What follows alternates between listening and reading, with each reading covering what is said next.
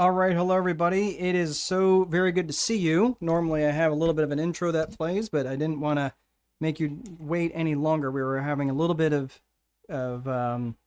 technical difficulties, so it is so very good to see you. And man, it has been a busy day today for a Saturday.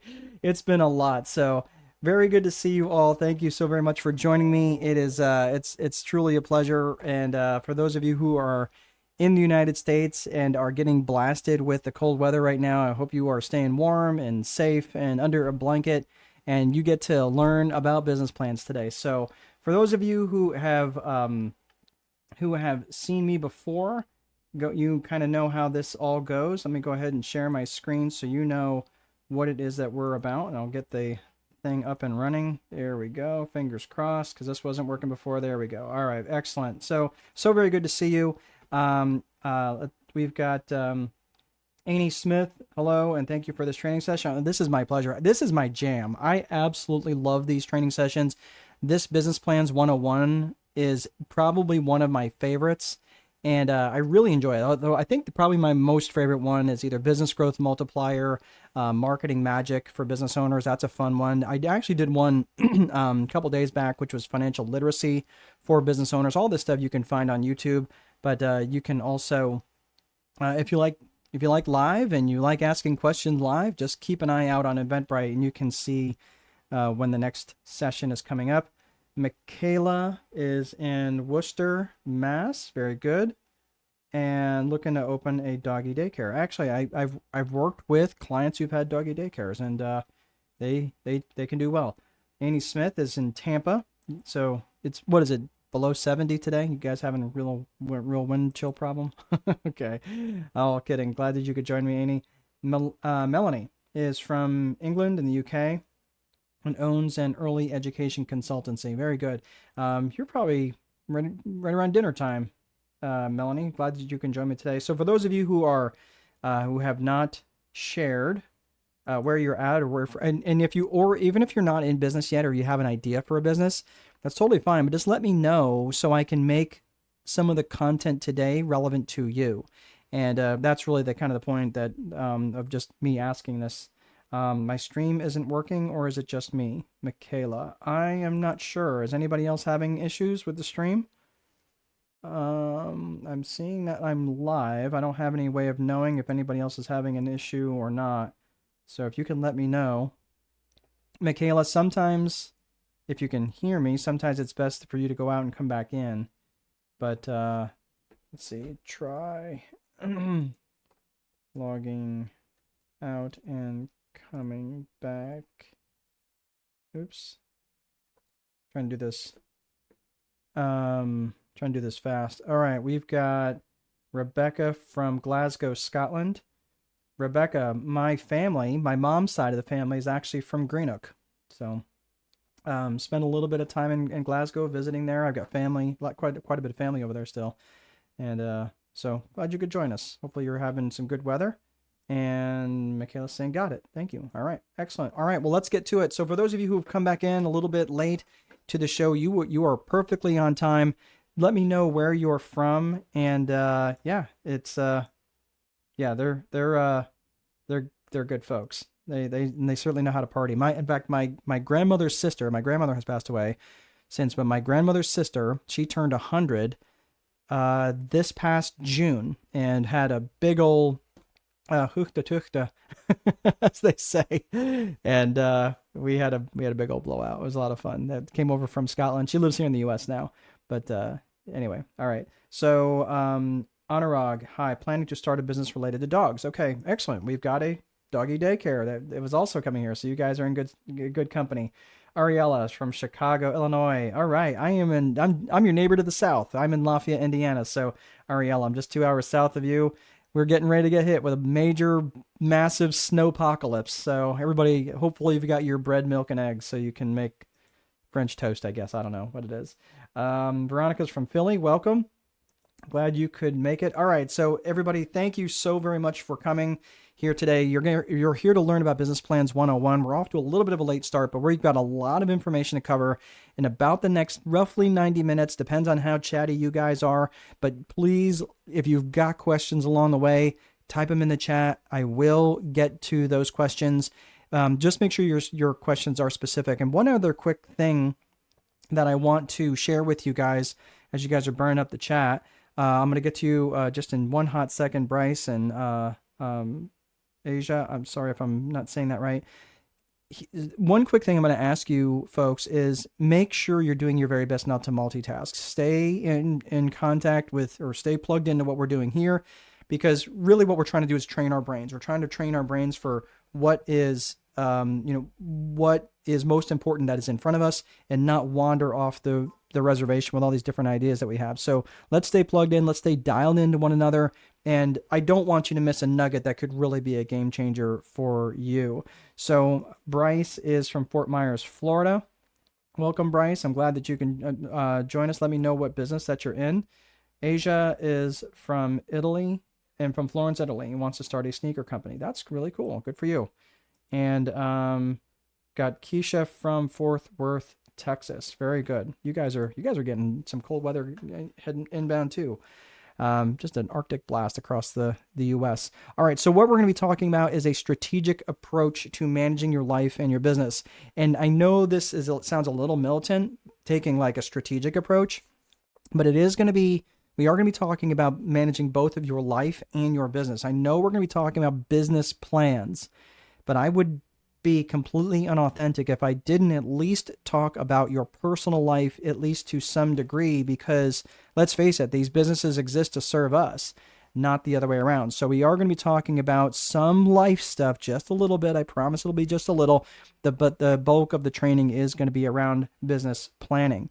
So for those of you who are really wanting to if you've got an idea for a business, maybe you've got an existing business that you're looking to expand, this is going to be for you. And you are going to get a copy of a business plan at the very end. I'm going to show you where to go, because if I show you now, you're going to be multitasking, and that's what I asked you not to do, right? So try to stay plugged in, and you will get a copy of a business plan. You don't have to, it doesn't cost you anything. It's totally free. I just want to let you know that that's where you can go. I'll show you how to get that at the end. And so who's this for? This is either for new or established businesses. And the reason why this could be either for new businesses or established businesses is because if you're a new business, having a business plan gives you things to think about. And it's interesting. There's a lot of people who start businesses that never do any business planning whatsoever. And that's fine. That may be good for them. But I will tell you, I've started many businesses without business plans and just kind of wandered along the way. But I will tell you that since I have gotten into other businesses later on and really used the framework that I'm going to be telling you about today or tonight, depending on where you're at, is going to help you get your thoughts in alignment in a strategic approach, from a top-down approach. We're not going to be talking about a lot of individual tactics, although I will bring in some, but really about putting together a strategy for either a new or an established business that maybe wants to do something different, maybe wants to grow into a different market, maybe wants to expand into a different market. These are all reasons why you would need a business plan. Or sometimes if you're going to a municipality or a government agency or a government, maybe you're looking for a grant.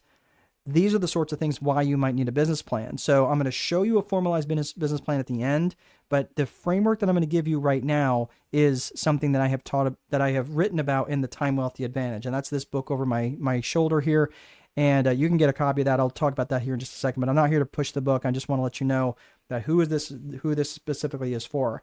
If you guys are looking, and I'm just putting this out there up front because I always get these questions, and I'm just waiting a few minutes to tell you this, because now that I've got a bunch of people in here, and for those of you who have just joined, please let me know where you're from and what kind of business you're in, or what business idea that you've had, that you have.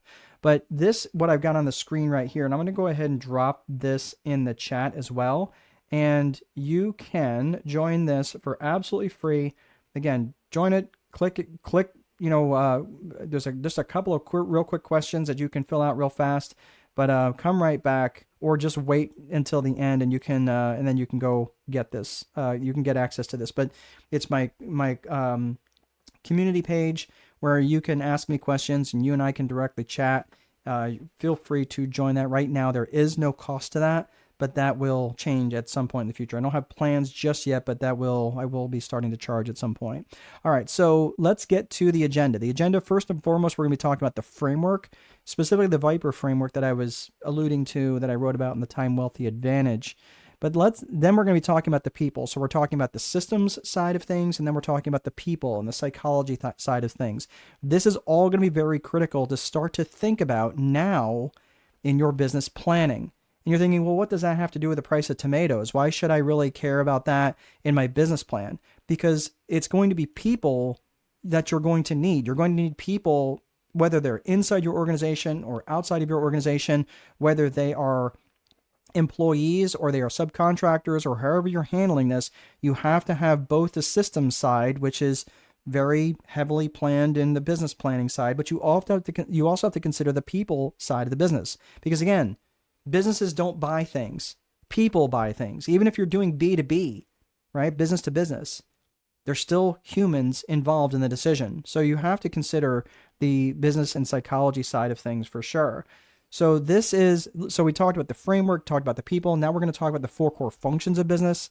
And then we're going to get into actually scaling and growing this organization, because that's the whole point, right? The whole point of you starting this business or planning for it is so you can plan for growth. And that's what we're going to get into. So without any further delay, let's get into that right now. Okay, so there's the systems component to the business. And this is what I talked about here in my book, The Time Wealthy Advantage. It is not a short book. It is not one of those books that was like a glorified pamphlet.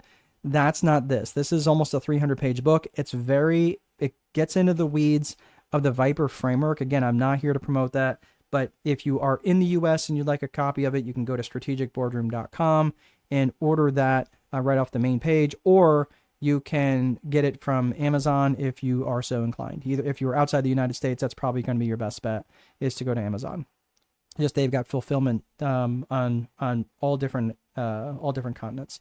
All right, so the Viper framework, the Viper method, as I mentioned, is a top-down approach that you're going to apply for not just your business, but also for your life. So the Viper framework, the Viper method, is actually an acronym for vision, infrastructure, process, execution, and reporting. Vision, infrastructure, process, execution, and reporting.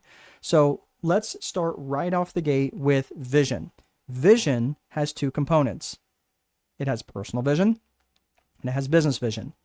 Your personal vision is specifically, okay, what do you want to do? So in other words, Keisha, what do you want to do? Asia, what do you want to do? Bryce, Veronica, Ariella, what do you want to do? What do you want your life to look like if it wasn't defined by income generation? What would you want your life to look like if your job description wasn't a life description, right? Have you ever been to a networking event where someone's like, oh, what do you do? I'm an accountant. And they put you in this little neat box where you are now forever this accountant because your job description has become a life description. So I want you to think about this. What would your life look like if it wasn't defined by income generation? And this is important because I want you to think about this. Like if you woke up with $30 million or 30 million pounds or 30 million euro in your bank account tomorrow morning, what would your life look like? And again, you might be thinking, well, I want to do all this stuff and buy all these things. Fine. Let's say that you spend 5 million units of whatever and you blow it, and now you've got 25 million units left. Okay, great. What does that mean? Right? What is your life going to look like from a day-to-day perspective? And that's where you start asking, okay, great. Where do you want to go? And it's important that you get really specific on this. I'm not going to spend a ton of time on this because this really isn't a life, planning course. But let's face it, the business exists so you can have that better life. Start thinking about this in terms of, okay, well, I want this better life. What do you want your relationship to look like with your spouse, with your children, with your friends, with your faith, with your fitness and wellness? Like, what are all those different aspects that you want it to look like? Once that's defined, or really once you at least get it somewhat written down and some thought like, oh, I just want to do whatever I want. I'm like, okay, so you want to jump naked out of an airplane holding a baby shark? No, that sounds ridiculous, right? So you're like, no, I don't want to do that. Okay, check. Let's take that off the list. But what do you want? And for many people, what do you want is is difficult, right? But what do you want to do in terms of learning and things like that? Your business vision is just simply going to ask you, okay, great, that's where you want to go. Let's talk about how we're going to get there. And that's what the business vision does. And the interesting thing about business vision is I've sat in, I don't even know at this point, dozens, probably hundreds of conferences at this point, masterminds, whatever, and sat next to people who I knew and knew well and knew that they were making 6 and sometimes 7 figures a month net, right? Like that's what's going into their bank account, and they were completely miserable. And the reason is because they were confusing achievement for fulfillment. And they never spent any time thinking about this life that they want to build. And you know what the interesting thing was? They weren't interested in fixing the personal vision. What they were more worried about is getting an extra comma in their bank account. So I'm just saying, like, the danger in that, in creating a business vision, the danger in creating a business vision before you create a personal vision is that you end up creating a life that exists to serve the business. And it's fine if you enjoy what you do. I do enjoy what I do. But you know what I spent the last hour doing prior to jumping on here? My bride had a few errands to run, and she dropped off our 3-year-old daughter, and we had a picnic in my office just a little bit ago. This is my office. I don't actually have a home office. This is my actual building where I have my business, and we just had a little picnic and had a Lunchable. I don't know if you guys know a Lunchable, and I know this is going to sound super disgusting, but she took the cracker, put a piece of ham on it, put a piece of cheese on it. I'm thinking she's going to put another cracker on top of it. No, she takes an Oreo cookie and puts that on it, and then puts the cracker on top of that. And that was a hamburger. And then she goes, "Eat it, Daddy." And I was like, "Oh no, let me take it apart." And I go to take it apart, and she like lost her mind. No, no. So I had to eat it just like that. That was awful. All right. So if you have a toddler, you understand. All right. So anyway, so the point about this is putting together a personal vision. And that's part of my personal vision is making sure that we have a 20-year-old, a 17-year-old, a 3-year-old. I'm 53 years old. And all of that was, and again, us having another child, later in life was part of our vision. That's something that we wanted to do. So here's what I'm gonna do. We're gonna talk about this personal vision piece, and then we're gonna be done with this, and the rest of the time here we're going to be talking about business vision. So the personal vision, one of the things that I would suggest is consider what you would say for a 100th birthday speech. Let's pretend that you're turning 100 years old and you are turning 100. What would you say? Okay, who would you want to be there in the room? What would you say? What would be part of your speech that you would talk about in your 100th birthday? Maybe, what would you want others to say to you when you're done talking? And what would be the message that you would want them to carry outside the room to other people when you were done? And I know that sometimes for a 100th birthday speech, this might be a little bit too far removed for you. You're like, dude, I'm in my 20s. I'm not gonna do this, right? Okay, I get that. But maybe it's the next milestone for you. Maybe it's you're turning 40. Maybe your kids are getting ready to graduate high school, or maybe they're getting ready to graduate college. Whatever that next milestone is for you, I want you to think about what that could be during that speech. All right. So again, take that time to write down that personal vision. All right. Let's look at business vision. So once personal vision is defined, now we're going to reverse engineer this business that's going to deliver this life for us. So again, this is about business planning. So everything I'm about to talk about right now from this point forward is going to be about business planning. This thing right here, if you hop off and don't come back, that's fine, but hang on for the next 5 minutes, because what I'm going to be talking about here is very foundational for many people who hire me as a strategist or a CSO, Chief Strategic Officer. Generally, they'll hire me as a fractional CSO, where I come in and I help them with their business strategy. And I will tell you, every time I have been invited into a company and I see issues going on, it's in one of these 3 areas. It's in one of these 3 areas. Universally. Okay. So, let's see. Lauren's asking a quick question. Will these slides or live stream be posted afterwards?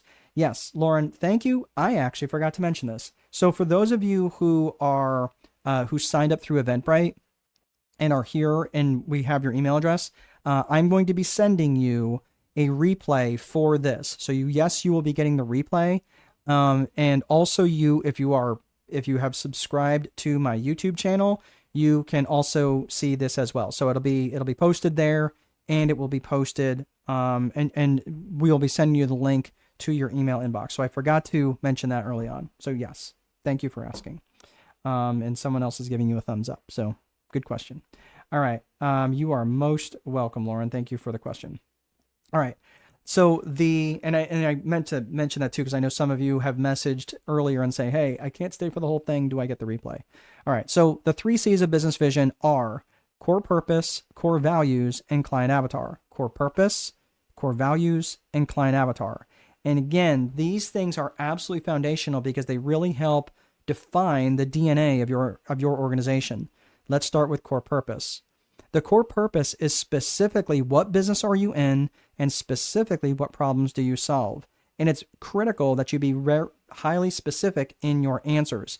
Many times when I am working with serial entrepreneurs especially, I ask them what it is they do, and they tell me all 9 business ideas that they have that they're trying to execute all at the same time.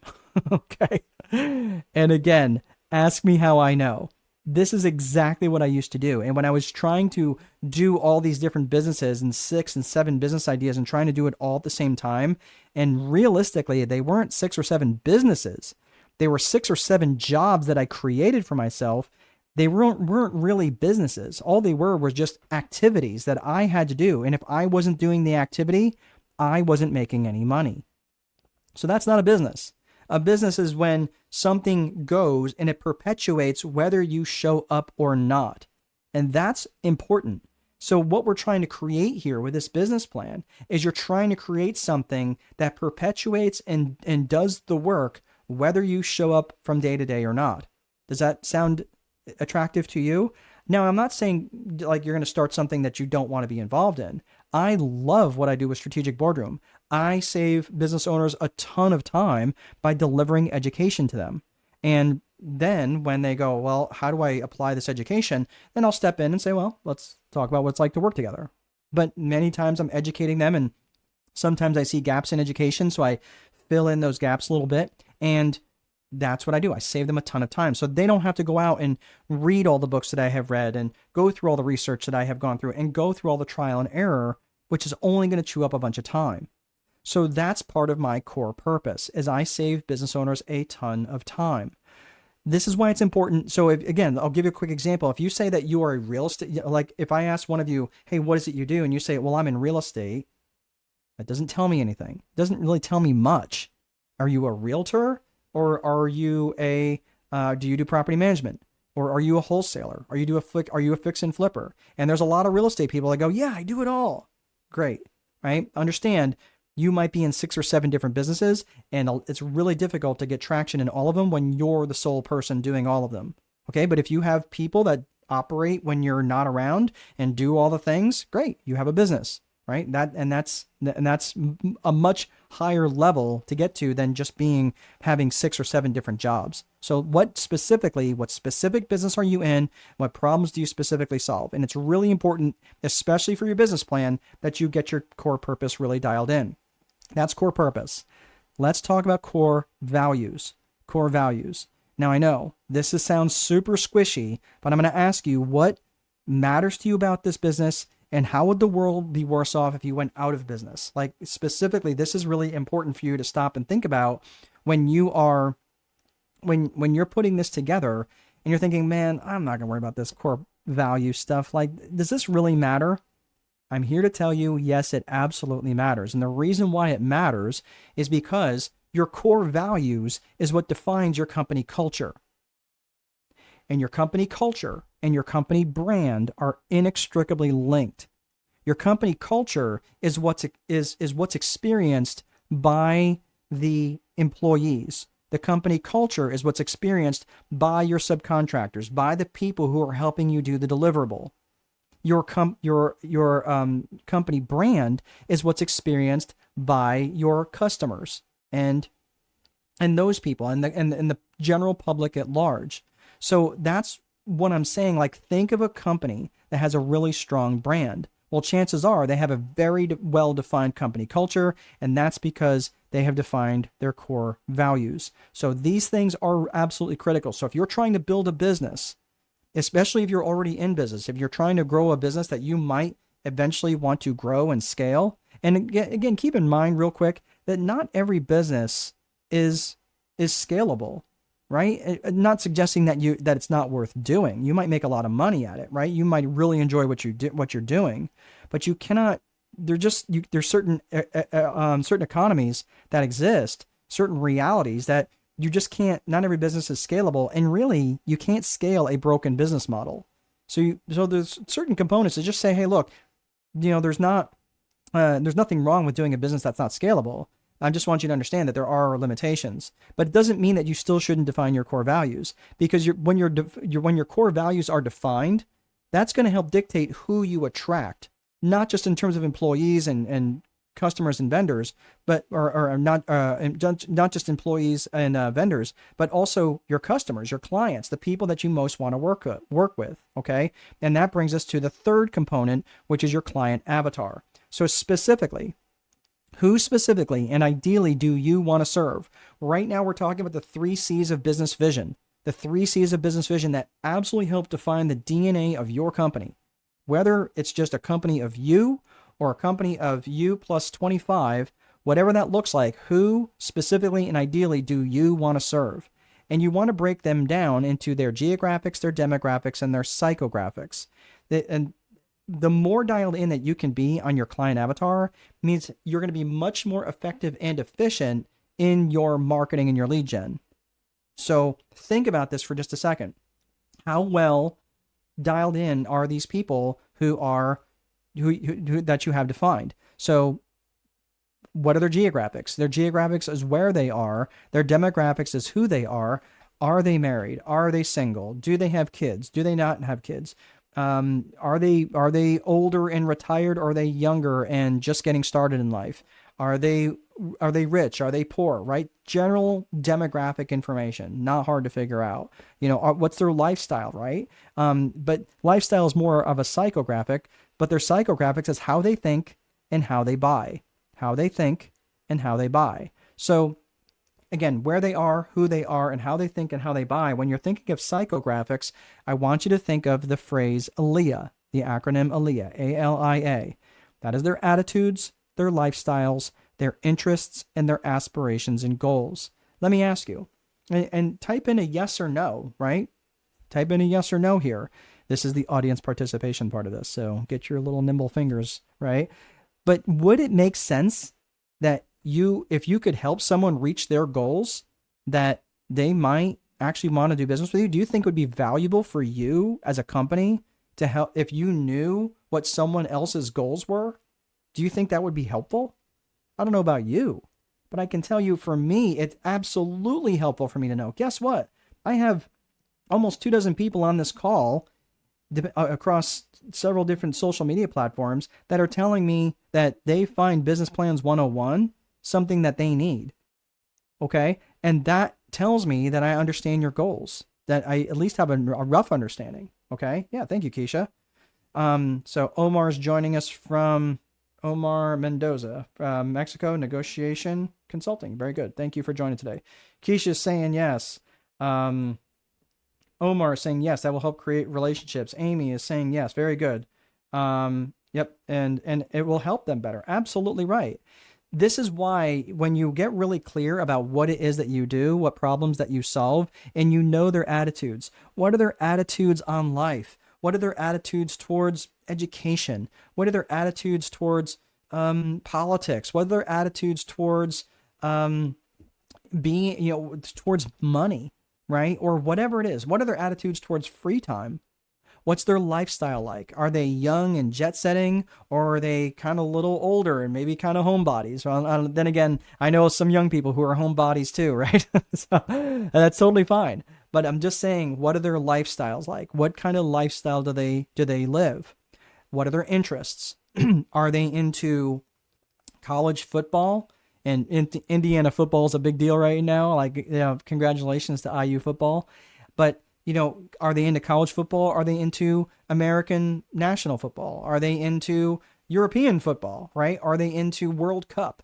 Are they into NASCAR? Are they into Formula One? Whatever. But when you know their interests, you also have another mechanism in which to reach them, in which to rapport with them. Make sense? So this is really interesting. It's really important that you know these attitudes, these lifestyles, the interests and aspirations and goals. So let's put the fries in the bag. This is the foundation of the 3 C's of business vision. I'm going to take a sip of Coke here in just a quick second, but as I do, I want you to answer this question for me. Out of these three, which one do you feel you're really dialed in? You're like, yep, I've got it. And yes, it's written down. I'm just going to be honest with you. It's not going to be more from a 1 to a 10. It's not going to be more than a 5 if it's not written down. Just being honest with you. But which one of these you're like, yep, I know what it is. I really feel like I've got this really dialed in to, man, I got some work to do. Okay. So which one of these do you feel like you have really dialed in? And which one do you feel like you really got to get some work? And it could be all of them, or it could be none of them. So what do you feel that you really got kind of dialed in? So go ahead and type in your answer here in the comment section.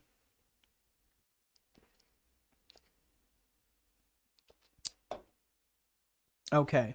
So thank you for letting me get that sip in because I was getting dry. It's been very, very cold here, and the furnace has been running quite a bit, which is really keeps things very dry. All right, so we've got Annie saying core purpose. Okay, so is that what you need to work on, Annie, or what do you feel like is that what you have really dialed in? So core purpose. I'm not sure if that's what's good or what you have to work on. So Melanie, let me know. Michaela, let me know what you have to work on. Veronica Veronica, I feel like I've seen you before. Glad you could join us. You're saying all of them. I wrote them down already. So you're saying you're really dialed in on all of these. Good on core values. Need help with client avatar. Thank you, Felicia. Omar is saying purpose, and Anurag saying most of them. I thought you said type what you had most dialed in. Oh, okay. All right. So if that's what you heard, that's probably what everybody else heard then. Okay. So what everybody had, what you guys were writing was what you had dialed in. Okay. No, I need to work on the other cores. Perfect. All right, Annie, thank you. Yep, all good. Good for understanding core purpose. Avatar needs work. Melanie, and I will tell you, you're going to get so much more juice from the squeeze when you start really dialing in that avatar. It's going to make you more effective in your lead gen. It's going to make you more effective in your networking and your sales. I'm just telling you, it really will help. I'm solid on my core purpose, Michaela. Okay, sorry if I was not clear on that. I thought that I was clear. Yes, I want to be a landlord for affordable housing. Yes, okay, Veronica. Yeah, I remember. Okay, excellent.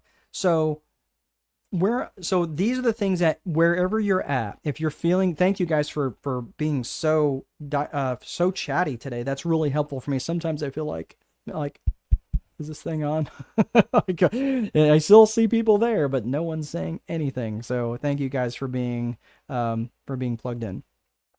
And so the 3 C's of business vision, whichever one you feel, or maybe all of them that you feel like you have to do some work on, feel like you've got some work to do. And I'm telling you, as you put your business plan together, you're going to look back at these 3 C's and go, oh yeah, I addressed that in the 3 C's of business vision. So you will extract these as you get working on your marketing plan and your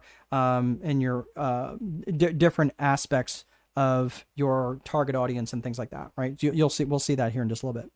All right. So the vision piece, we are going to be done with that. We talked personal vision. We talked business vision. Next in the Viper framework is infrastructure. So infrastructure is the bones of the business. It's the desks, it's the chairs, it's the computers and phones and software and websites and credit card machines and all the things that are the bones of the business.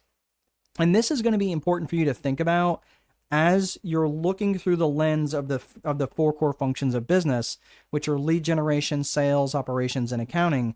So you're going to start to think about, well, what kind of infrastructure does my lead generation need? Well, I might need maybe access to ClickFunnels or Kajabi or something along those lines, right? I might need a CRM to track those individuals, right? Customer resource management tool am I going to need? So you start thinking about all these different things from an infrastructure perspective from the four core functions. Your sales, you might need, you might need Zoom software, right? Where you're not getting cut off after 40 minutes. Or that might be something that you might need for the sales department. You might need QuickBooks for your accounting function, right? So these are the sorts of things that you want to think about. And infrastructure is so very important to the functioning of your business, especially when you're putting this together on your business plan. Why? Because infrastructure costs money. Because if you don't spend the time on your infrastructure, you have to beef it up with process. It takes extra labor. So this is kind of your labor-saving devices that you want to be thinking about as you're putting together your infrastructure. So if infrastructure is so important, why does vision come first? Well, I'll be honest with you.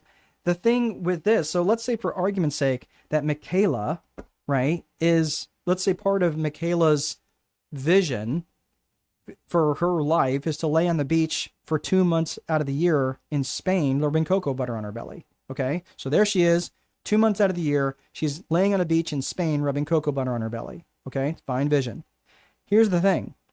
If she creates an infrastructure where she has to return emails and phone calls in a timely manner, that's going to be a horrendous experience for her when she's trying to lay on the beach for 2 months out of the year, rubbing cocoa butter on her belly. Okay. So vision comes first, and infrastructure, you're going to put together infrastructure that's in alignment with that vision.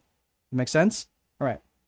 So, Omar's got a question. Purpose: to better understand the scope of my services and not have to be so wide ratio that I get lost in the middle of the ocean and not be able to provide good quality service. That's exactly right, Omar. Like your core purpose really needs to be dialed in.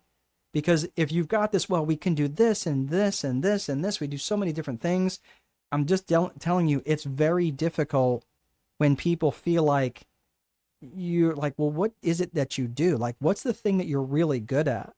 And let them know that deliverable, yeah, you might have lots of different areas.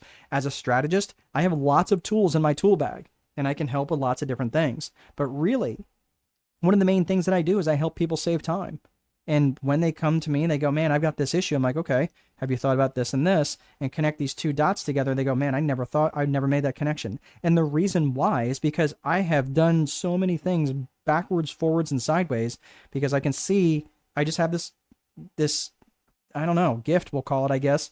And I can say I've got it as a gift because it really truly is.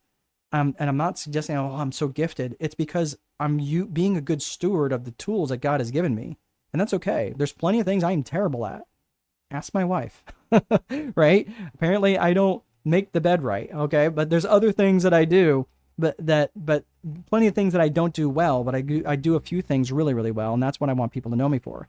So from this perspective, we've talked about vision. We talked about infrastructure. Now let's talk about process. Process is how you do stuff. Process is how you do stuff. And when you're looking at process, there's two components to process.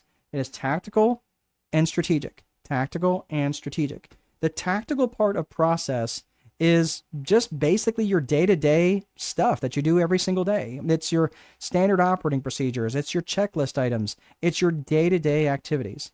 It's your opening procedures and your closing procedures.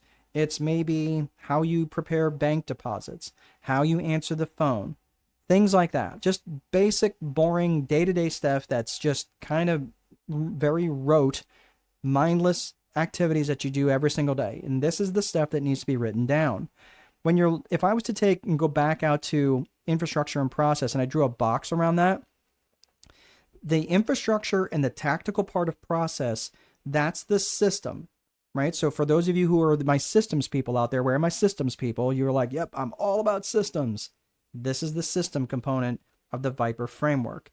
And this, I want you to think of this like this is the ship.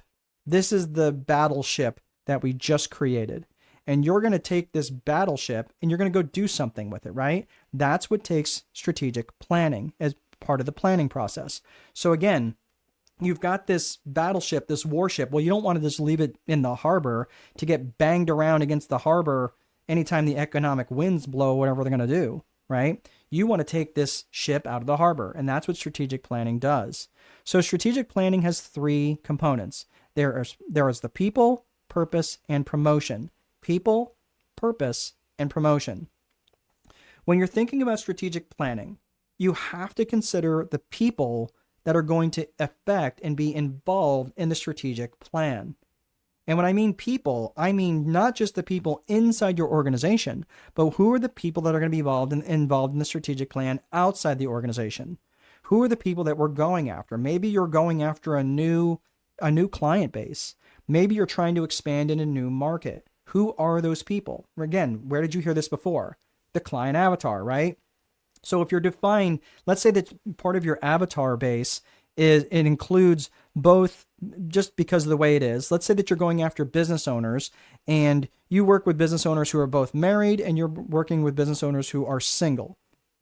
So maybe you're going to say, okay, I'm going to segment the marketing for this strategic plan, and I'm only going to segment my marketing towards married couples. Does that make sense? Because when you're having a conversation with a married couple, do you think that they might have different pain points than a single person does? Or maybe you're going after people who have children. Maybe it's a married couple who have children, especially young children. Do you think that you can reach them in a different way than maybe parents who've got kids, but they're grown and out of the house? I mean, I will tell you this. If you are a parent and you have young children, it takes you like 9 hours just to leave the house. Does anybody have young children and know what I'm talking about? You're like, okay, cool, we're ready to go. You're loaded up, and the youngest one can't find this certain stuffed animal, and you're like, oh my gosh, we have, like, I don't know where it is. Do you really? And they're having a meltdown, and you were ready to leave, and all of a sudden 15 minutes goes by because you've got to find this stuffy, and come to find out it was in their bag the whole time, right? If you have young kids, you know what I'm talking about. So this is what I'm saying. Like, you are able to reach them in a way where they go, oh my gosh, that guy gets me, or that gal gets me. Does that make sense? Let me know that makes sense, because you have to understand when you're putting together your strategic plan, and the people component of who you're reaching is very critical to have that well defined. The other side of this is who you're going to need help from. Right? Maybe you need a new supplier. Maybe you need a new vendor, right? Maybe you need some additional help. Maybe you're like, hey, look, I need to market to these people and I have no idea how to do it. So I'm going to hire a marketing agency. Okay. So let's see. Melanie's saying, this has helped me understand. Okay, great. I'm glad this has been helpful. This has helped me to understand the avatar more. There you go. All right. I think you hit enter probably too fast. Okay. So, but this is really important. It's really critical that you understand the people component, not just from the clients that you're after, but also who you may need to enroll for additional assistance. Okay. Yeah, sorry, I pressed it too soon. Yeah, I figured as much. I do the same thing. I'm like, especially when I'm typing too fast on Messenger, and I'm like, oh, I didn't mean to hit enter just yet. All right. So that's the people. The purpose is in alignment with the core purpose. The core purpose from the 3 C's of business vision. So when you're looking at the strategic purpose, you might be saying, well, we're looking to expand market share in our current market. Maybe you're expanding into a whole new market. Maybe you're launching a whole new product or service. But whatever the purpose is, it has to be in alignment with the core purpose. Because if it's not in alignment with your core purpose, it's going to be like, well, that would be if Starbucks coffee starts selling chainsaws, right? It doesn't make sense. You're like, well, why are we selling chainsaws again, right? That doesn't make any sense. So you have to make sure that your core purpose or your strategic purpose is in line with your core purpose. Because if it's not, this is what happens when you get that shiny object syndrome and you go, well, yeah, I can wander into this and I can do a little bit of that, right? Yeah, but the confused mind is always going to say no. And if people feel like you're starting to wander off the reservation a little bit too far, they're going to start to say no to you and go find someone else who they feel can serve them better. So make sure that you're really dialed in on your strategic purpose, but also that it's in alignment with your core purpose. The last component to this is promotion. Now, for those of you who maybe have teenagers at home, this will probably resonate a little bit. So do you ever just have to ask to clean their room one time? Do you ever have to ask to take the trash out one time? Generally, it involves some promotion, right? Generally, it involves repeating yourself a lot. This is the same type of thing, right? You have to promote what you're doing. This strategic plan involves a lot of communication. So realistically, I originally had, it was PPC, where it was people, purpose, and communication. But then I realized, no, it involves promotion. You have to repeat yourself often. And you have to repeat yourself often to your external constituents, your client, your new client avatar, or your market, whoever it is, through your marketing, your advertising, your lead gen. And you also have to repeat yourself often internally to your people so they can promote. So you can say, hey, we really got to get, what's our actions and activities going to be around the promotion piece. So when you're considering this is a little bit more granular and not really necessarily something that you would put in a business plan. But I'm telling you this now because if you're putting it together a business plan, you're like, oh, here's this business plan, Omar. And Omar is going to look at it as my associate and go, okay, great. And then put that aside and go, is this the idea of the day, or am I going to wait for the different idea that you're going to come up with tomorrow? Do you understand what I'm talking about? Because a lot of us have lots of different ideas, and it's an idea of the day. And we are our own worst enemies on something like this. So when we start to repeat ourselves often, then all of a sudden they go, oh, they're real serious about this. And I'm just telling you, this is how they're experiencing you. So you've got to promote this thing over and over and over and over. Okay. So I just wanted to make sure that there's an important component around promotion and repetition in the message and the marketing message. So that's strategic planning. So we talked about tactical part of process, the day-to-day process, and we talked about strategic planning. Just got several people that joined us. If you want to let us know where you are from and what business that you're in, that would be great. Welcome. So now we talked about vision, infrastructure, process. Let's talk about execution. Execution isn't really something that you identify in a strategic plan, but I want to make sure that I'm setting you up for success. So I'm just going to take a hot second and talk about this. This is a great quote by General George S. Patton, an American general from World War II. And he said, a good plan violently executed now is better than the perfect plan executed next week. And the reason why I mention this, and the reason why the execution has a spot in the Viper framework, is because most plans fall apart in their execution. And the reason is this, because as much as I love my fellow entrepreneurs and small business owners that are out there, as much as I love you guys, you drive me bananas. And again, I get this, that it's because you have that to-do list of 37 items that you're going to try to get done today. Am I right?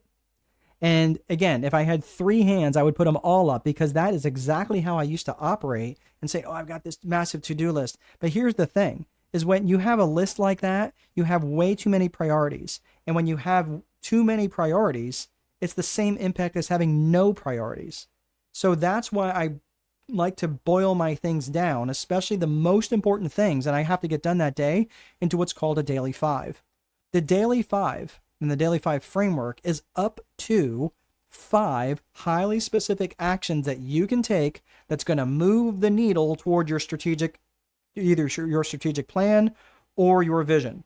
Okay? Let me say that again. It's up to 5 highly specific actions that you can take, which is going to move the needle towards your vision or your strategic plan. And the reason why I say up to 5, for me, it's 3. Like, that's where I'm doing my lead generation. That's part of what I'm doing. And for me, 3 is really good. 3 is very sustainable. When I have 5, I can't do 5 every single day. I would get burned out. So I'm just letting you know it's up to 5. Now, what are those things? Is it check email? No, check email is not a highly, it might be specific action, I suppose, but is that a needle moving activity really? Is making 10 cold calls a highly specific action that's going to move the needle towards my vision? Yeah, that's going to be something that would absolutely move the needle. And I'm just telling you, a lot of people do something that's called action faking.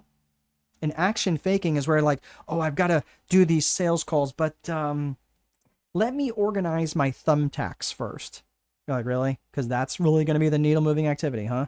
So this is what I'm saying. You have to make sure they are needle moving activities that are going to really advance you towards your strategic vision, your strategic plan, or your personal vision, your personal business vision. All right.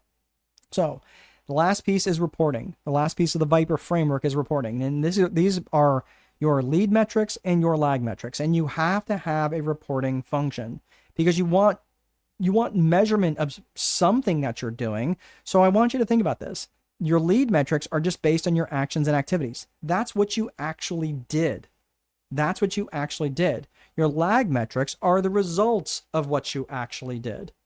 So ideally, your lead metrics are going to be the things that are making up your daily 5 or your daily 3, whatever number you plan on using. And don't make it a daily 7.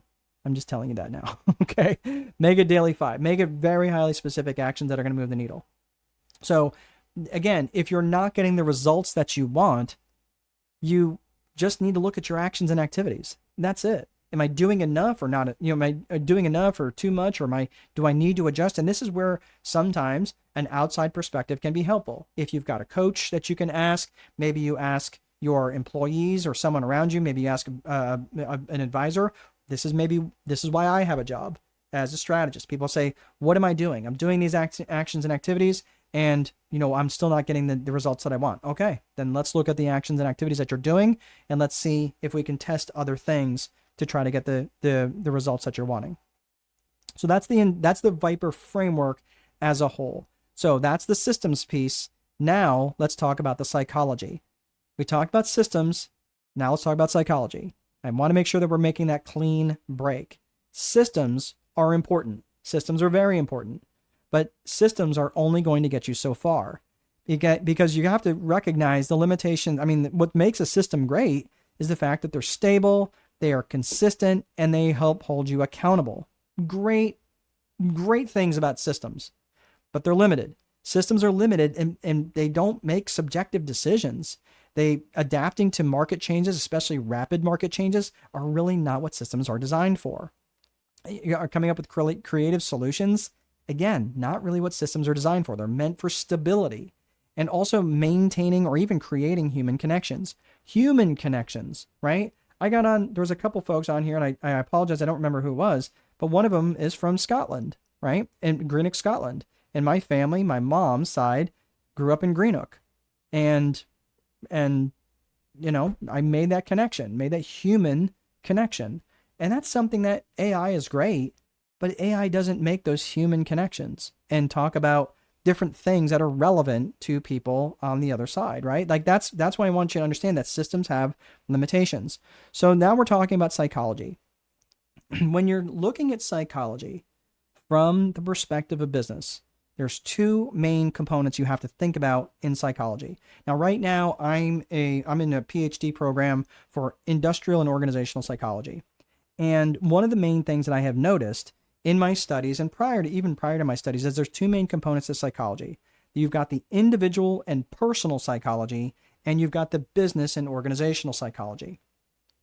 The business and organizational psychology really is so important because the individual psychology are things around like individual self-worth, your self-management, and your limiting beliefs, even things around emotional intelligence. That is really important because let me ask you folks here, and this is something I want you to answer. How many of you have ever worked for a boss that was like a little insane or just a little like, oh my gosh? And I don't mean like clinically like bipolar, although that can certainly be a thing, but I'm talking like they had some significant personality flaws that because they maybe had a bad relationship with money. Maybe they had a bad relationship with time. Maybe they made lots of promises and they never delivered, right? Those are all personal issues that they needed to work on that now they're making everybody around them suffer because they've never worked on their own personal psychology. How many of you have ever worked for a person like this? Let me hear in the chat. You don't have to name names. But when you've worked with an individual like this, it really impacts you and not in a great way. So I want you to think about this, because the personal side, it absolutely does bleed into the business side. Yep, Ariella. Yeah, absolutely. I have. And I'll tell you what, I have too. And as much as I hate to admit it, I have been that broken person. I have been that not so great boss because I carried around a lot of limiting beliefs. Annie's saying yes. Yeah. And unfortunately, that is it. You have to consider that personal and individual psychology component. We're not going to spend a lot of time on that today, but you also have to look at the business or organizational psychology from an external perspective and an internal perspective. Okay. So let's look at business and organizational psychology for a hot second. When you're looking at business psychology, again, you have external and you have internal. Some of the external components are things like buying psychology, right? What are your buyers? What's the journey that they go through in understanding buying psychology? And there are literally entire encyclopedia sets that have been written about understanding buying psychology. And that's an external business psychology. There's also vendor psychology, which is around negotiation and even things related to politics. In fact, there's again, understanding political science. All of that is around external psychology that's related to your business. And I will tell you this, when you become an employer and you start employing 6, 10, 12 people, up to maybe 20 plus people, you are going to be on the political radar. I'm just telling you that's the way it works. And I mean external politics, not necessarily internal politics. But that's where that external psychology comes into play. For internal psychology, you're looking at things like management and leadership. Now, I'm not going to spend a lot of time on the management piece just because I feel like that could be a whole thing in and of itself, as can leadership. But I just want to give you a really quick understanding of how I view leadership through the 3 pillars model of leadership. Veronica is saying I have as well. Yeah, no, absolutely. We've all worked, and again, it sucks, especially when you're working with someone who maybe wants the best for you, but they just don't have the ability to deliver that because they've not worked through their own head trash. And I get it.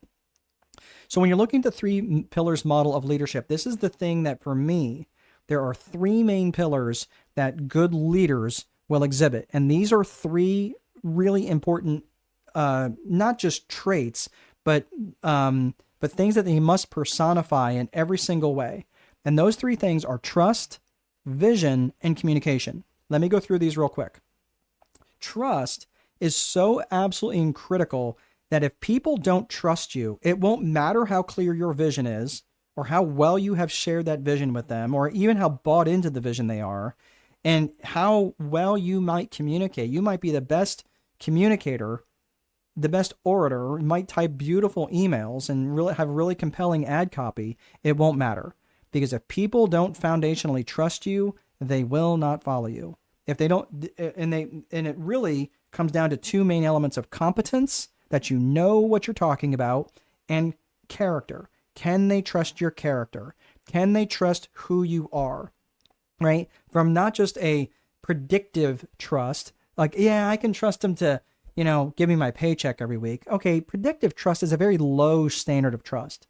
But vulnerability-based trust is a much higher standard of trust, where people are going to say, yeah, not only do I feel like, yeah, they're going to pay me every week, but they're also going to tell me the truth. They're going to say one thing and do that thing. They're not going to say one thing and do another. So trust is absolutely critical. As important as trust is, it's not enough on its own though, because you might have their trust as a leader, but if you don't have a shared vision and you're not really clear on what that shared vision is, this is going to be really, really important, because you might have people that, yeah, they trust you and you're a great communicator. You give beautiful speeches. But again, if you're like, but what are we doing here? What direction are we going in? Or, yeah, dude, that was your vision. Like, you never even asked me what my opinion is. Even if we go in a different direction, as long as I feel like I'm heard, a shared vision is a big deal. And again, people are much more likely to carry a ball that they helped inflate. Don't forget that. And ask people their opinion on things and make sure that they're in alignment with that vision. The last component is communication. And communication, again, they can have your trust. They absolutely see the vision. But if you're a horrible communicator, meaning that you don't do it often enough, or you're just, you're typing in all caps, or you're explosive, you're not a good communicator, I'm telling you, that is also going to be a problem.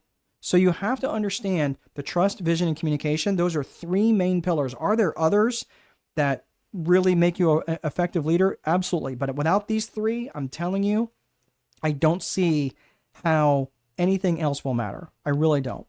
So that is the trust, vision, and communication. So does leadership really matter that much? Well, I'm writing my next boss called Leader Boss. That's the Time Wealthy Leader Boss. And I'm really going down this path of caring and candor. And a boss that is caring, that's great. And I tend to attract a lot of people who are very caring individuals. The problem is when you apply caring, but not enough candor, is that people will tend to walk all over you. You're a nice guy. You're a nice gal. And you don't want to be mean, right? But people tend to walk all over folks like that. The problem with too much candor and not enough caring is that people will treat you like a tyrant. They're like, yep, all they care about is money. All they care about is business. They don't really care about people. They don't care about me. And they are not going to give you any extra effort whatsoever.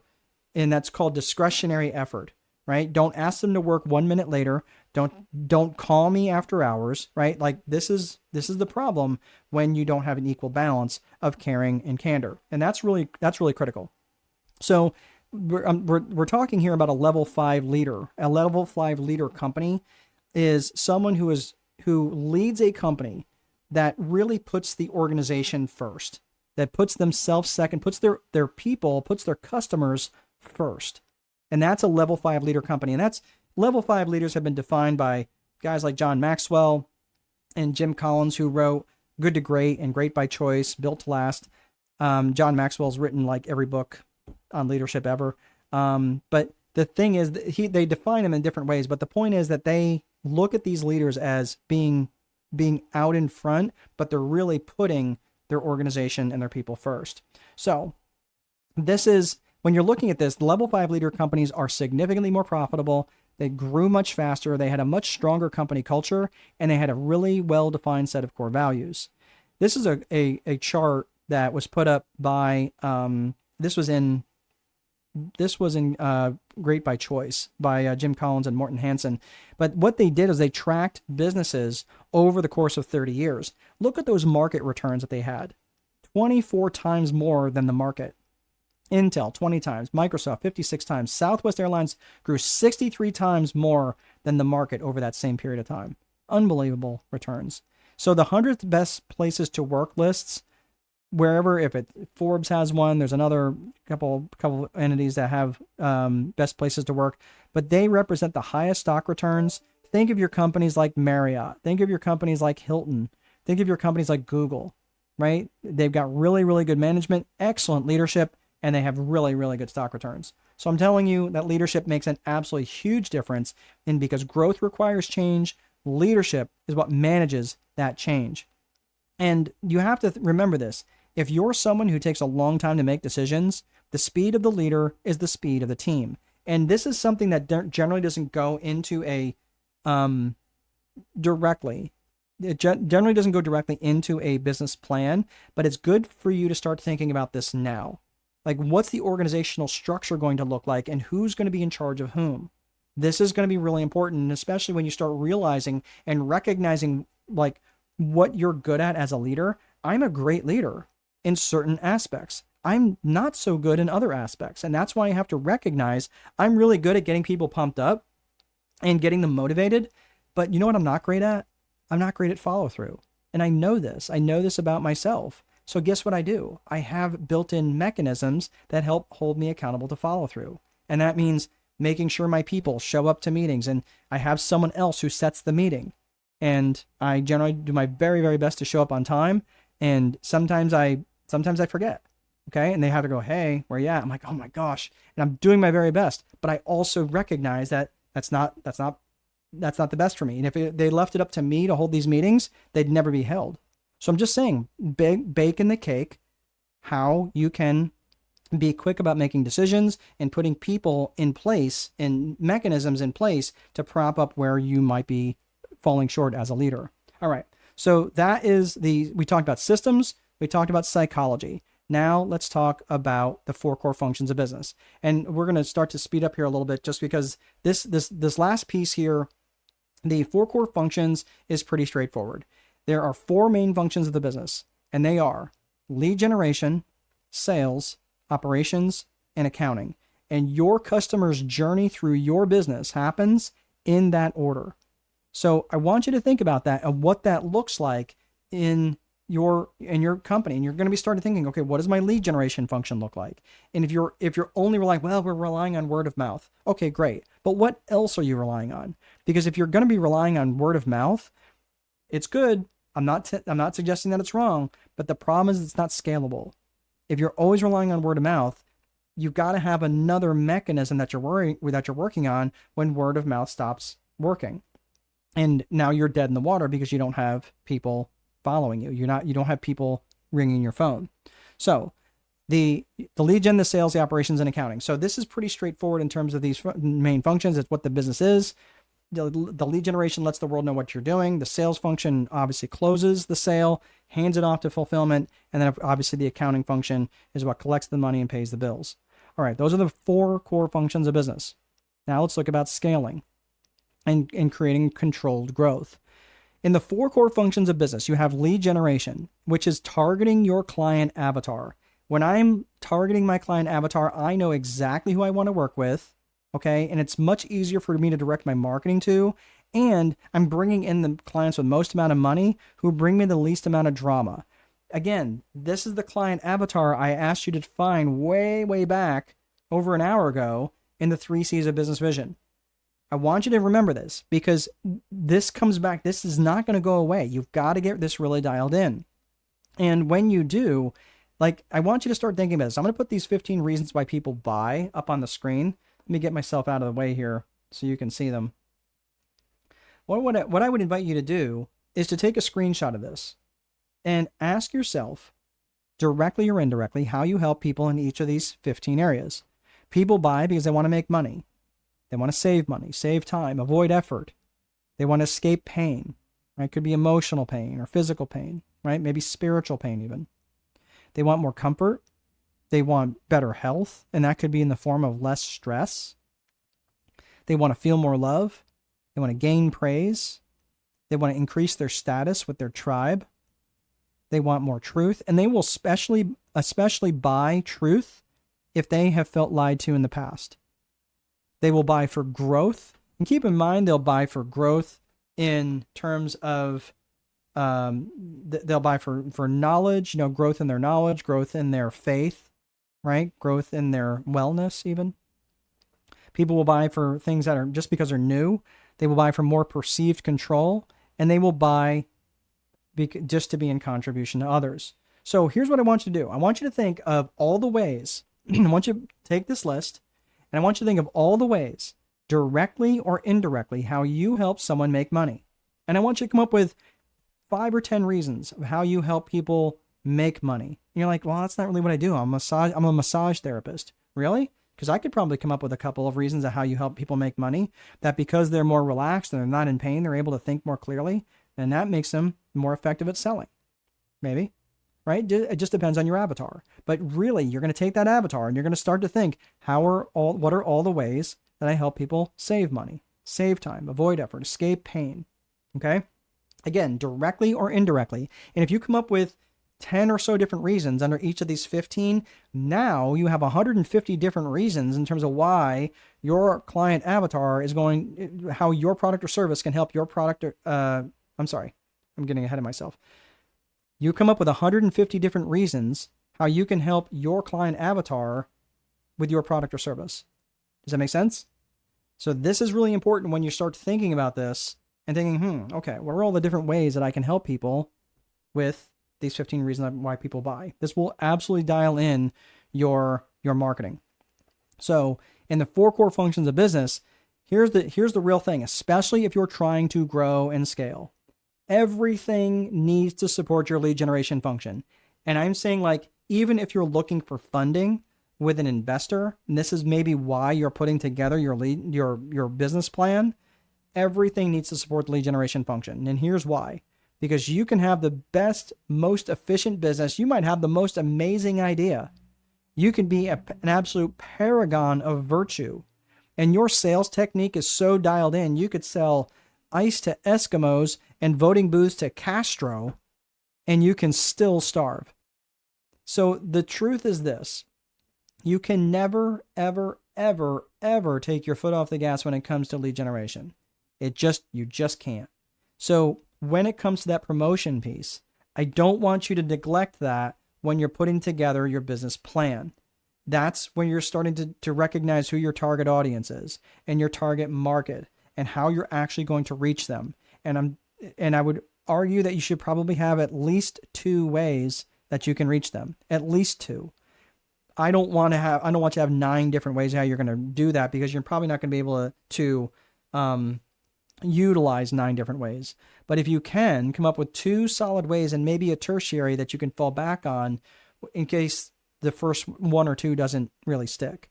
But if you're only relying on one methodology in terms of getting clients, it's not going to be, if that doesn't work, you've kind of put all your eggs in one basket. So when it comes to lead generation, you got to just stomp on the gas. So when it comes to lead generation activities specifically, and especially if you're a solopreneur, you need to be spending 60 to 70% of your time and effort on lead generation activities. That's just the way it is. So if you're working a 10-hour day, 6 or 7 hours minimum need to be spent on lead generation activities. That's just the way it is. So the next component to this is the sales component. And this is where the conversation continues on, which is started by the lead generation. And it also understands that effective selling is not about holding someone's head underwater until they say yes. Has anybody ever experienced that sales guy or that sales gal? Right? Let me know. Like some of it's like, oh my gosh, I don't want to take that call because I know they're going to try to sell me on something. That's not effective selling. It's effective selling is about finding solutions for folks, even if you don't have the best solution. So I want you to think about that in terms of how you're going to sell.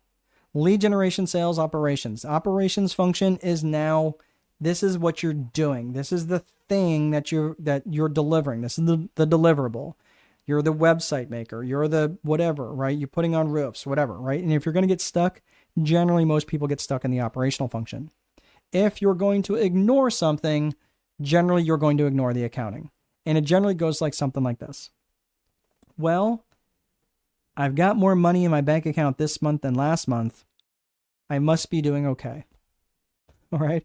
No judgment if you have said those words, but here's the problem. I have an accounting degree and I have said those very things. So I'm just saying, find someone to do your books for you so you're not just wandering all around without any idea what your financial situation actually is. I don't know if anybody here has ever attended the financial literacy for business owners, but I have one coming up here, and I think I've got one coming up maybe next Friday or next Wednesday, but I'll have to check. But if you haven't and you really don't understand your finances, that's a problem. If you don't understand what a balance sheet is or an income statement, doesn't mean that you have to be an accountant, but if you're ignoring your accounting, you can't make good financial decisions because you don't know where your money situation is at. And the money is generally going to drive a lot of decisions. Okay. So think about this. Are all of these 4 functions the same skill set? No, they're not the same skill set. That's why you need people, and you need people who are in alignment with what? You need people who are in alignment with your core values. Oh my gosh, here it comes back around like a bad penny. Okay. Yes. So you're going to be hiring people into your organization that are in alignment with your core values. All right. So again, I made these points before, but I'm going to bring it up again. Core values are so important because they help define company culture, and the company culture and the company brand are inextricably linked. But this is a really important thing here, is that core values also create unity in the organization, and your vision that you're creating will absolutely thrive in an environment of unity. So it's really important that you start thinking about what your company culture is going to look like on the front end. So we're going to give you a couple of, I'm going to give you the business plan template and show you what that looks like. The business plan is broken out into these 9 areas: industry, product or service. There's a target market, demographics, market size. What's the competition in the marketplace? This is all in your business plan. So I'm going to go through this rather quickly. What's your marketing strategy, critical risks, your SWOT analysis, strengths, weaknesses, opportunities, and threats, financial analysis, and the financial analysis, your pro forma balance sheet and income statement, and then of course your metrics and milestones. So here's what I'm going to do. I am going to show you how to download this right now. I'm actually going to get myself out of the way. If you guys want to go to strategicboardroom.com, and if you're driving, again, this will be all on a replay, so you can get access to this. But what you're going to do is you're going to go to strategicboardroom.com, and if you're on a website, you're just going to go up to the top right, whether you're on a phone or whatever, you're going to click that courses and logins right up there on the top right. And once you've clicked that, you're going to scroll down until you see right underneath where it says free courses and downloads. So the paid stuff is up top. Scroll down, and you're going to click right there where it says free 9-step business plan template. It is on there. I promise. Okay. So again, one more time, you go to strategicboardroom.com. Then when the page loads, go to courses and logins at the top right. Scroll down a little bit, and it's right underneath the free courses and downloads, free 9-step business plan template.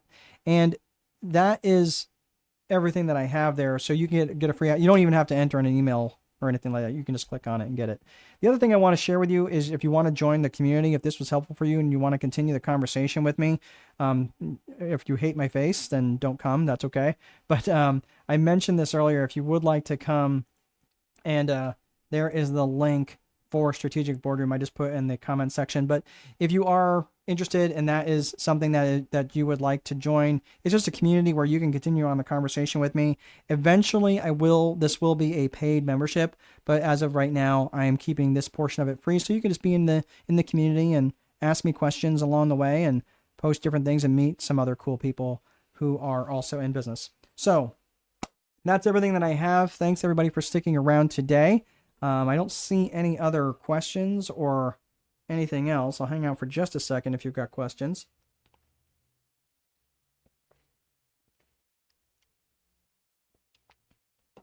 Well, I don't see any questions. All right. All right, everybody. Well, thank you so very much for hanging around today. I really hope that you are going to, let's see, I've got Ariella. Oh, you are more than welcome, Ariella. Thanks so much for being so engaged, and I certainly wish you well. Michaela, when are you doing the financial literacy? Let me look. Michaela. Let's see here. That is, oops, nope, that is not what I wanted. Okay. So I don't see, I'm probably going to be doing one next week. I don't think I've got one up and running yet, but here's what I would suggest. So I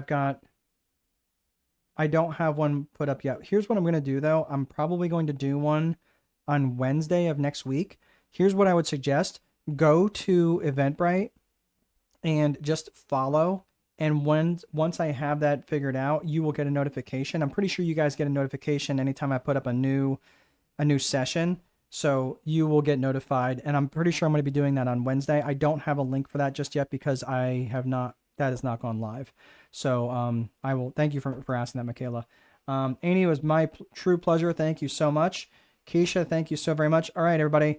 That is everything. That is a wrap. Have a great rest of your weekend. And I will see you guys next time in the boardroom. Take good care.